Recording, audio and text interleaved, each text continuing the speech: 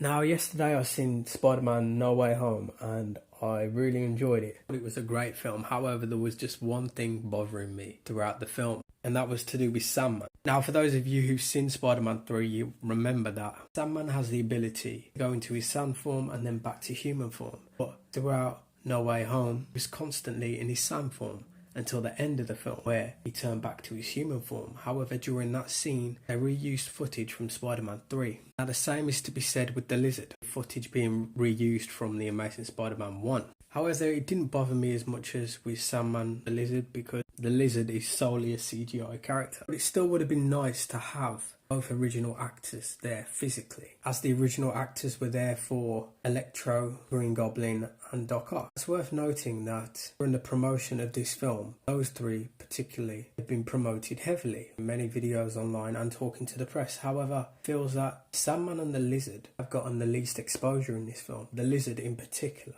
Now, it's worth noting that both of the actors did return to voice their characters, so it isn't all bad, but it still would have been nice to have both the actors there. Now, there could be a few reasons to why there wasn't there, mainly down to COVID causing scheduling conflicts.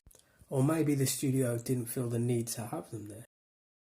Maybe because, in particular with Thomas Church, it's 14 years later and his character might have aged significantly. It's worth noting though that for Alfred Molina they did use CGI on him to make him appear younger. So one has to ask, why didn't they do the same for Thomas Church? Now he's aged a bit more than Alfred Molina, but one reason could be, if you remember back in Spider-Man 3, Sandman is in good physical shape. He obviously hit the gym for that role and maybe he wasn't in that shape to return to this film. Another reason could be that the Sandman's maybe evolved to a point now where he can't change back to human form. Maybe that could be a good reason to keep your mind at rest. Do you know why they wasn't able to return physically for the film? If you do, feel free to let me know in the comments below.